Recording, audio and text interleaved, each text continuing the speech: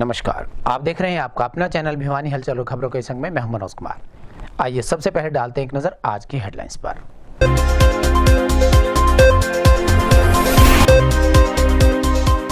बुधवार को 5 corona positive हुए ठीक, दोपहर तक नहीं आया कोई पॉजिटिव केस।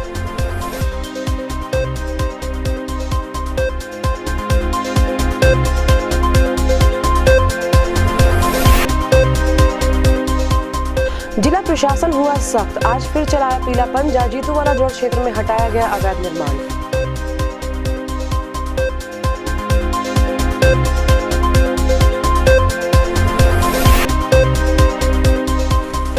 अध्यापक पात्रता परीक्षा की बोर्ड ने की तैयारियां पूरी, 2 और 3 जनवरी को होगी परीक्षा।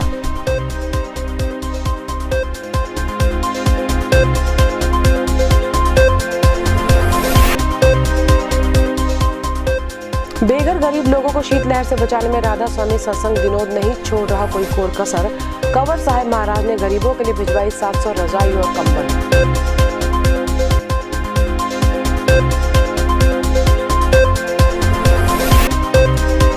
जिला उपायुक्त ने जिला अधिकारियों के साथ किया विश्वविद्यालय का दौरा। चौधरी बंसीलाल विश्वविद्यालय के नव निर्मित श्रीनिवास रामानुजन शैक्षिक भवन का किया निरीक्षण।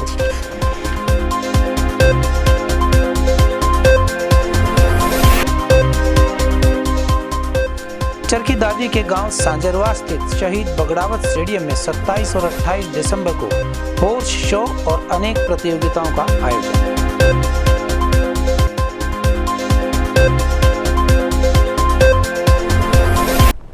और अब खबरें विस्तार से।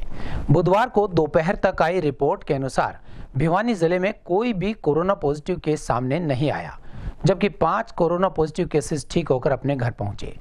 जिले में अब तक आए 6,168 केसेस में से 5,960 ठीक हो चुके हैं और अब 72 एक्टिव केसेस बचे हैं। वहीं स्वास्थ्य विभाग की टीम द्वारा 1900 सैंपल्स लेकर जांच के लिए भेजे गए। कोई भी व्यक्ति अपनी खून पसीने की कमाई अवैध कॉलोनीज में जमीन खरीदने पर न लगाए, यह कहना था प्रशासनिक अधिकारियों का। जिला उपायुक्त के दिशा निर्देशानुसार जीतूवाला जोड़ क्षेत्र में जेसीबी मशीन द्वारा अवैध कब्जे व निर्माण को हटाया गया और अन्य अवैध कॉलोनीज पर भी कार्यवाही करने की बात कही गई।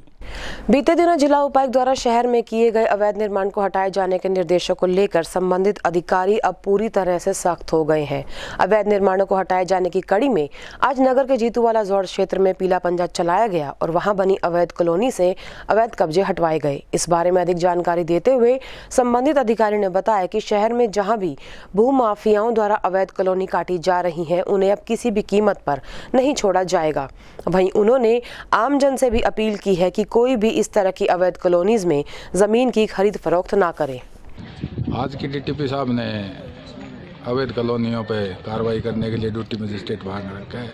ये भिवानी शहर में दिनोद रोड के पास अवैध कॉलोनी पे तो कार्रवाई कर रहे हैं डीटीपी साहब। तहसील के बाद डीटीपी साहब ने किलों के नंबर लिख रखे हैं, भाई यहाँ पे अवैध कॉलोनियाँ कटी हुई हैं। मेरी भिवानी के नागरिकों से अपील है कि आप अवैध कॉलोनियों में प्लॉट ना लें, वहाँ पे नंबर देख के खरीदें। हरियाणा अध्यापक पात्रता परीक्षा के लिए हरियाणा विद्यालय शिक्षा बोर्ड द्वारा सभी तैयारियां पूरी कर ली गई हैं।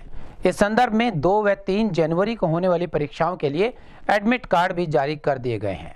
प्राप्त जानकारी के अनुसार इस परीक्षा में 2,61,299 परीक्षार्थी करीबन 355 परीक्षा केंद्रों पर परीक्षा देंगे।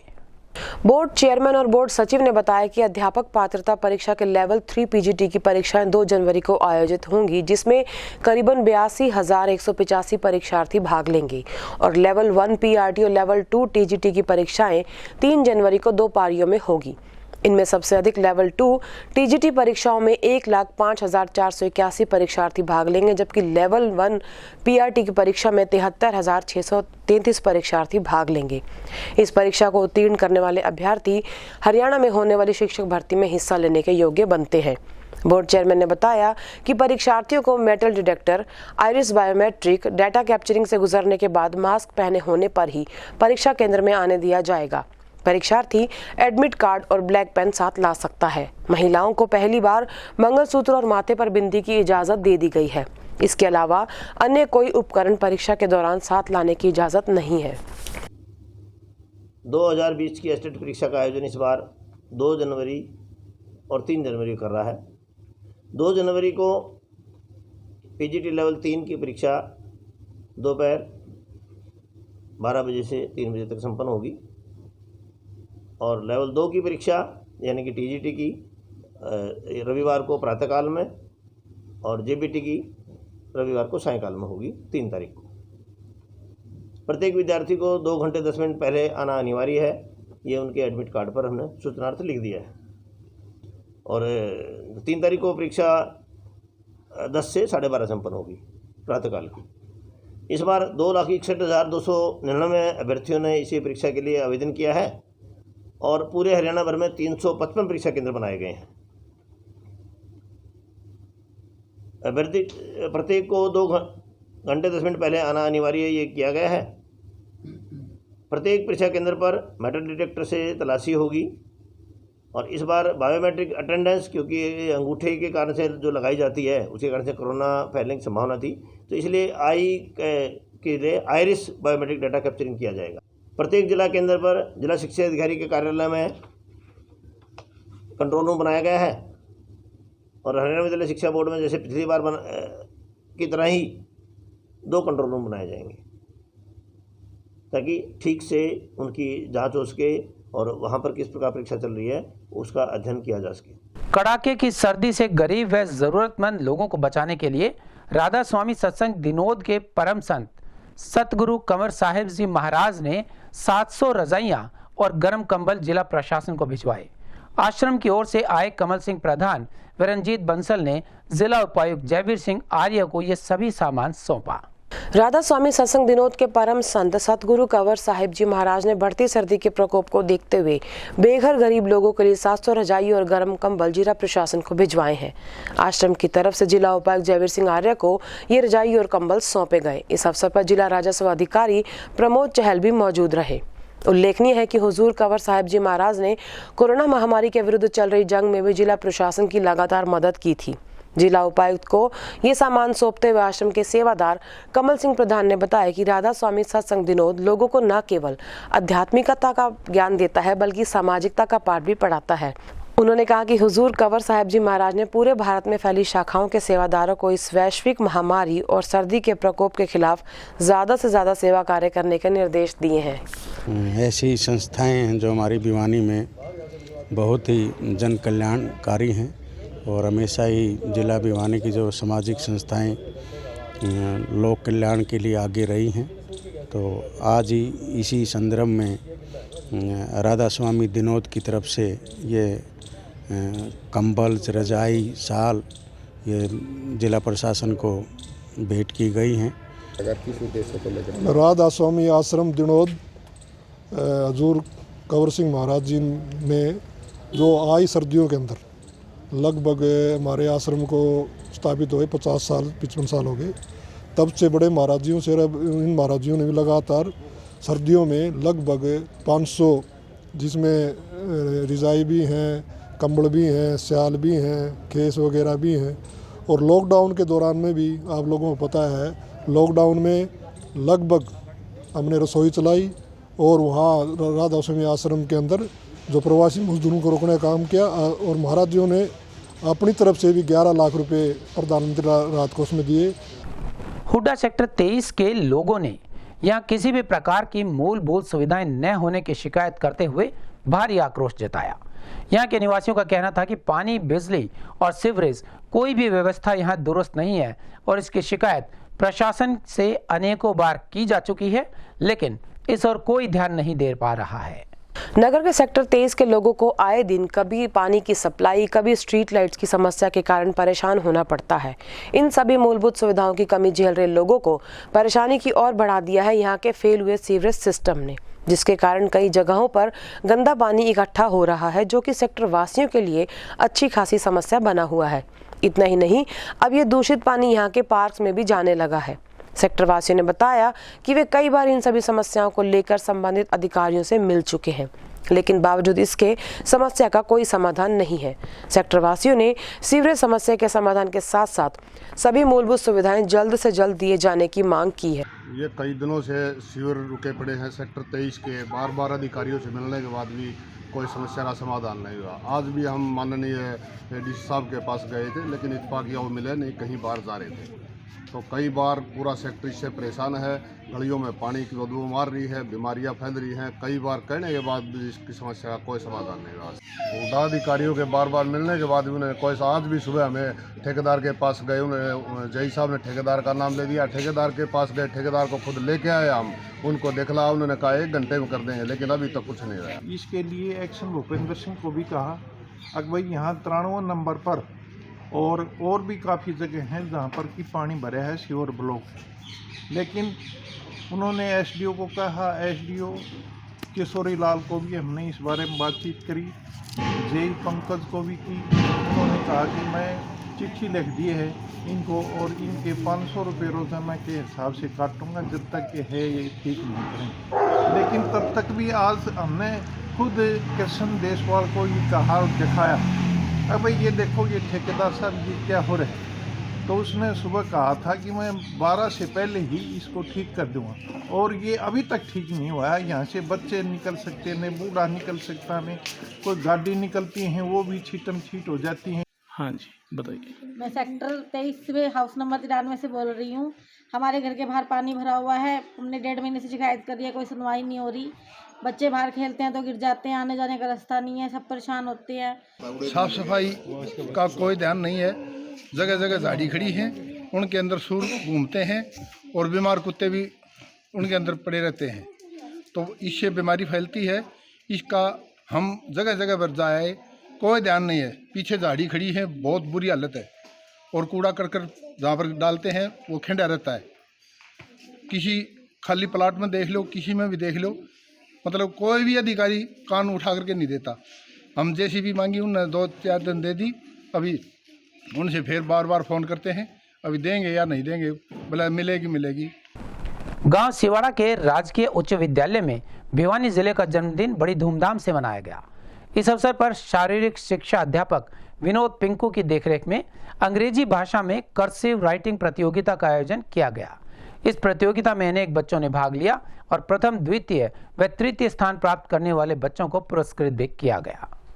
जिले के गांव सिवाड़ा के राजकीय उच्च विद्यालय प्रांगण में जिला भिवानी का 48वां जन्म दिवस बड़ी धूमधाम से मनाया गया। इस अवसर पर शारीरिक शिक्षक की देखरेख में अंग्रेजी की कर्सिव राइटिंग प्रतियोगिता का आयोजन किया गया। आज के सुलेख प्रतियोगिताओं के विजेता प्रतिभागियों को सम्मानित करते हुए उन्होंने कहा कि इस प्रकार के आयोजनों से बच्चों में प्रतिस्पर्धा और मनोबल बढ़ता है।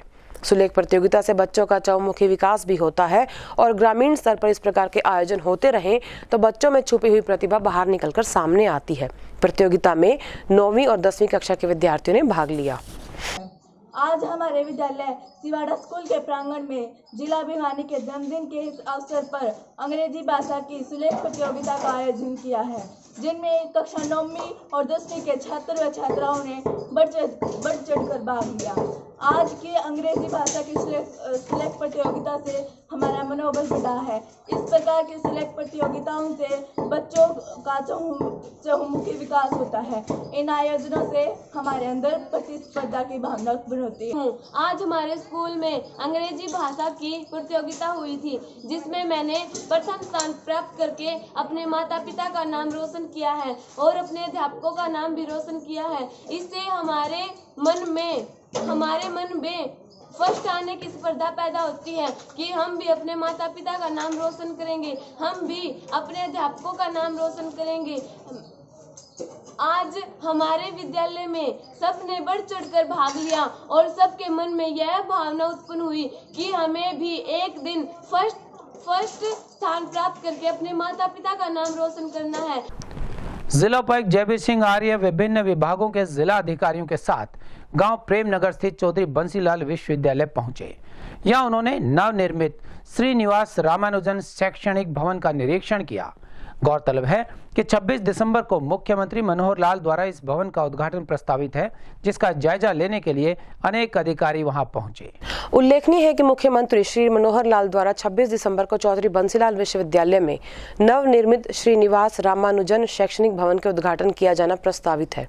उपायुक्त ने विश्वविद्यालय के कुलपति से अब तक की गई तैयारियों के बारे में सारी जानकारी ली। उपायुक्त ने अधिकारियों को साथ नवनिर्मित भवन के साथ साथ यहां बनाए जा रहे शैक्षणिक भवन, कंप्यूटर लैब, प्रवेश द्वार और वीसी कार्यालय का निरीक्षण किया। उन्होंने कहा कि कार्यक्रम के दौरान किसी प्रकार से कोई चूक ना रहे, सभी औपचारिकताएं नॉर्म के अनुरूप पूरी की जाए। उन्होंने निर्देश दिए कि पंडाल में वीआईपी गैलरी, मोबाइल टॉयलेट और साफ सफाई की व्यवस्था भी सही ढंग से की जाए और पंडाल के आसपास कहीं भी गंदगी, कचरा नजर नहीं आना चाहिए। साथ ही उन्होंने निर्देश दिए कि कार्यक्रम में कोविड-19 को लेकर जरूरी निर्देशों की पालना भी की जाए। इस दौरान पुलिस अधीक्षक सुमेर प्रताप सिंह ने भी सुरक्षा दृष्टि के मद्देनजर जरूरी निर्देश दिए। यूनिवर्सिटी ये माननीय मुख्यमंत्री जी का चौधरी बंसीलाल विश्वविद्यालय के नवनिर्मित श्रीनिवास रामानुजन शैक्षणिक भवन का उद्घाटन है 26 तारीख को 11 बजे। तो उसी संदर्भ में आज सभी डिपार्टमेंट्स की ये मीटिंग बुलाई गई थी। सभी तैयारियां इसकी पूरी कर ली गई हैं। माननीय मुख्यमंत्री जी इस नए परिसर का उद्घाटन 26 तारीख को कर रहे हैं और हम सबके लिए बड़ी खुशी की बात है। इसके बाद से इस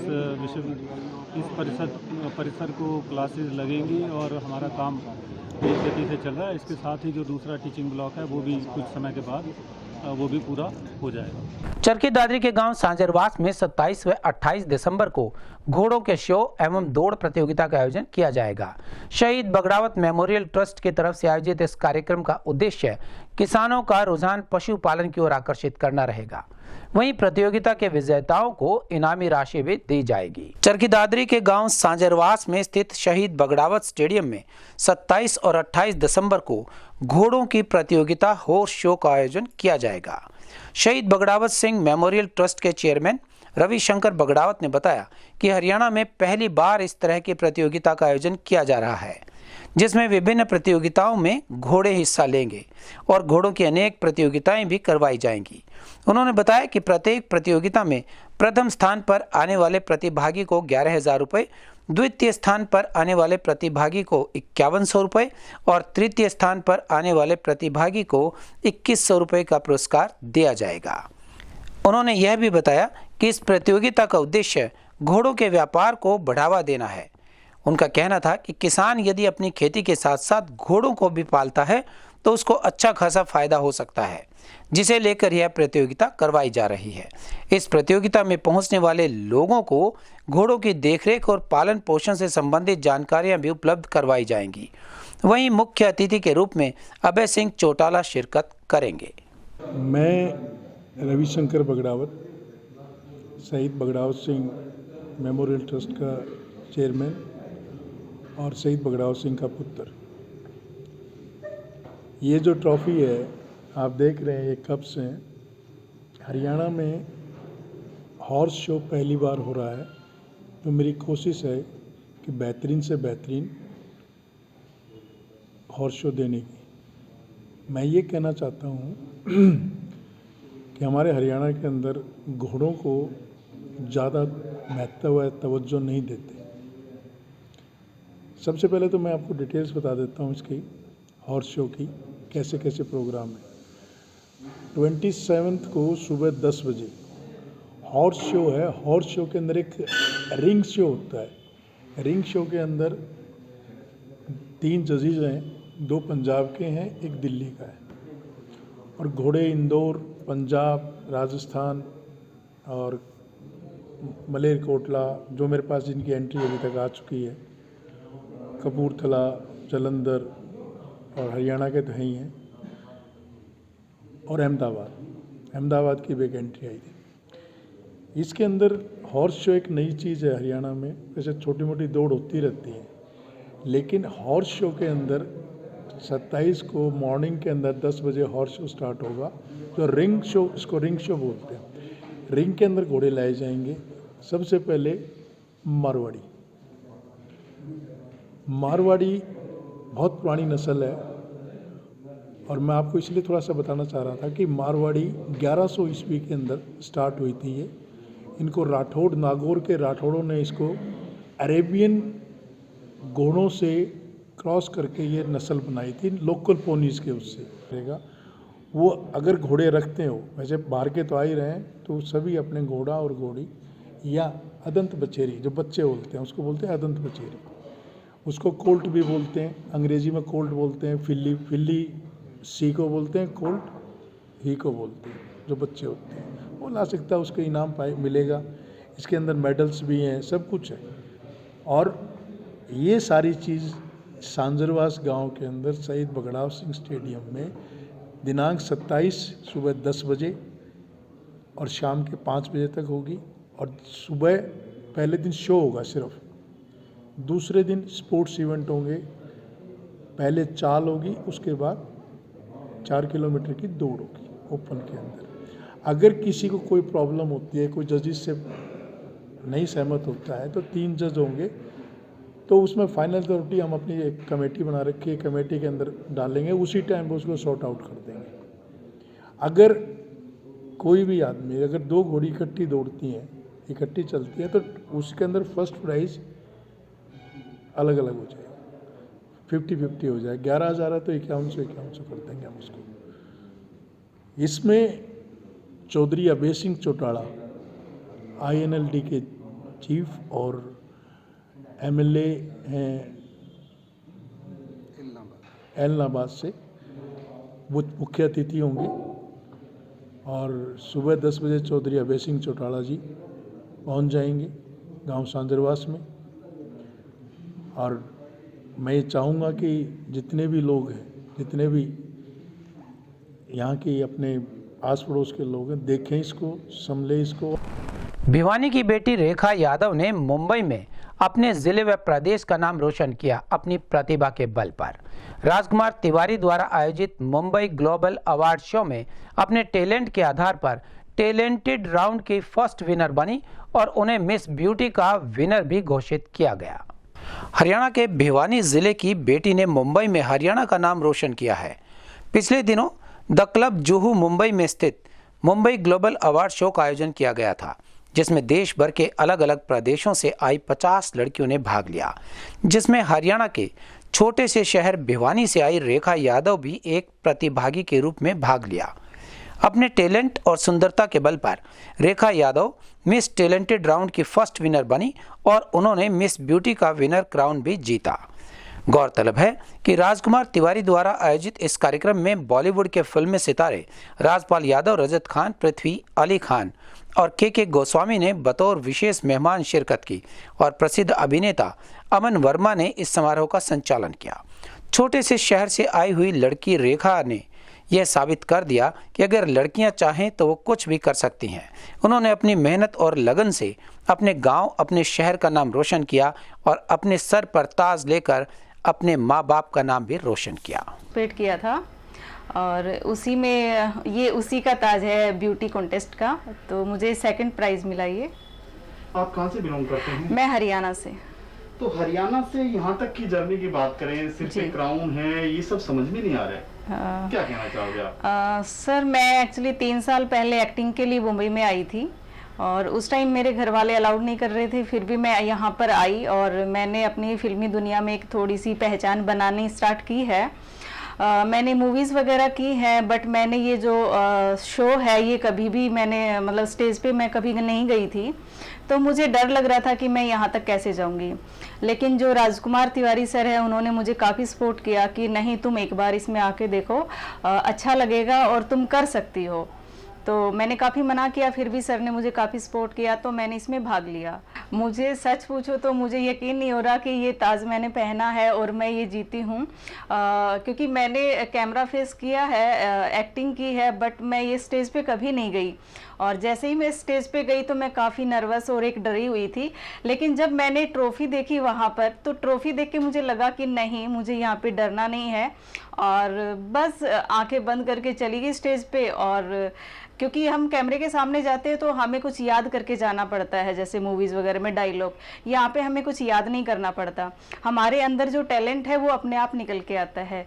तो मुझे काफ़ी खुशी है कि मैंने ये क्राउन जीता है और ये मिस टैलेंटेड का भी क्राउन जीता है, तो मुझे काफ़ी सारी खुशी हो रही है। स्थानीय बीटीएम चौक क्षेत्र में मुख्य मार्ग पर मैनहोल खुला होने की शिकायत के चलते आनन फानन में ढक्कन तो लगा दिया गया, लेकिन ढक्कन फिट न होने के कारण दुर्घटनाओं का अंदेशा बना रहता है।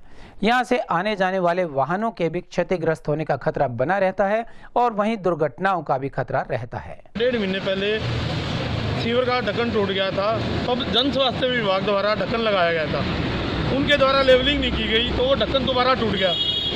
कल जिला उपायुक्त ने इस बीटीएम चौक पर आना था भिवानी के स्थापना दिवस पर, तो महकमे ने आनन फानन में एक ढक्कन टिकवा दिया जिसकी लेवलिंग नहीं की। लेवलिंग ना करने पर रात को जो व्हीकल जाते थे, मोटरसाइकिल वाले को यहाँ चोट लगी और वो गिर गया। अब आप देख सकते हैं कि ढक्कन वो टेढ़ा है और विभाग को सूचना दी गई, लेकिन विभाग की तरफ से कोई कार्रवाई नहीं की जाए। देश के 5वें प्रधानमंत्री चौधरी चरण सिंह की 118वीं जयंती स्थानीय फ्रेंड्स कॉलोनी में बड़ी धूमधाम से मनाई गई। इस अवसर पर नगर के अनेक गणमान्य लोगों द्वारा उनके चित्र पर पुष्प अर्पित किए गए और उनके जीवन पर प्रकाश डालते हुए उनके पद चिन्हों पर चलने का संकल्प भी लिया गया। नगर की फ्रेंड्स कॉलोनी में भारत के पूर्व प्रधानमंत्री चौधरी चरण सिंह के जन्म दिवस पर युवा कल्याण संगठन द्वारा आयोजन किया गया। इस मौके पर वहां मौजूद लोगों ने उनके चित्र पर पुष्प अर्पित किए और पूर्व प्रधानमंत्री को याद किया। इस दौरान वहां मौजूद कमल प्रधान ने बताया कि आज चौधरी चरण सिंह की 118वीं जयंती मनाई गई है। आज का दिन किसान दिवस के रूप में भी मनाया जाता है। उनके जीवन पर प्रकाश डालते हुए उन्होंने बताया कि उन्होंने सबसे पहले देश में चकबंदी की व्यवस्था को लागू किया था। उन्होंने वकालत करने के बाद आज़ादी की लड़ाई में भी भाग लिया और कृषि के लिए सब्सिडी की व्यवस्था भी सबसे पहले चौधरी चरण सिंह ने ही शुरू की थी। चौधरी चरण सिंह की 118वीं जयंती मनाई गई है, जो किसान दिवस के रूप में पूरे हिंदुस्तान के किसान आज मना रहे हैं। आज सबसे बड़ी समस्या किसान की है। चौधरी चरण सिंह ने 1925 में वकालत करने के बाद में, और जब देश गुलाम था हमारा, तो आज़ादी की लड़ाई में भाग लिया। उसके बाद में तो चकबंदी, आज जो चकबंदी हो रही है, जिसकी ज़मीन के बारे में बताता है किसान किस किस की है, उसका श्रेय भी चौधरी चरण सिंह को जाता है। चौधरी चरण सिंह ने किसान के लिए खाद, बीज और जितने भी उपकरण हैं जो खेती में काम आते हैं, उसको सब्सिडी देने का भी कानून चौधरी चरण सिंह ने संसद में करवाया था। और अब जाने से पहले एक नज़र आज की हेडलाइंस पर।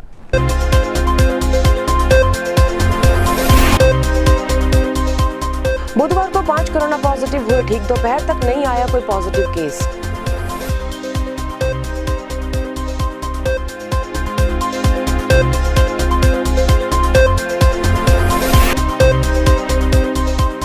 जिला प्रशासन हुआ सख्त, आज फिर चलाया पीला पंजा। जीतूवाला जोड़ क्षेत्र में हटाया गया अवैध निर्माण।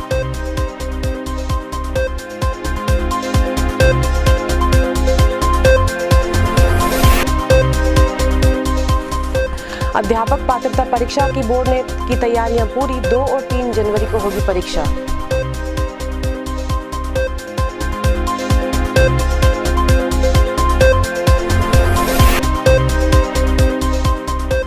बेघर गरीब लोगों को शीतलहर से बचाने में राधा स्वामी सत्संग विनोद नहीं छोड़ रहा कोई कोर कसर। कंवर साहिब महाराज ने गरीबों के लिए भिजवाई 700 रजाई और कंबल।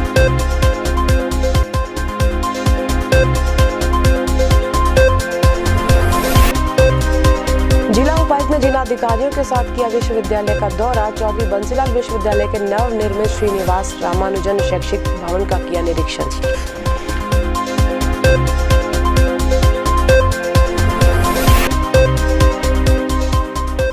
चरखी दादी के गांव सांजरवा स्थित शहीद बगड़ावत स्टेडियम में 27 और 28 दिसंबर को हॉर्स शो और अनेक प्रतियोगिताओं का आयोजन।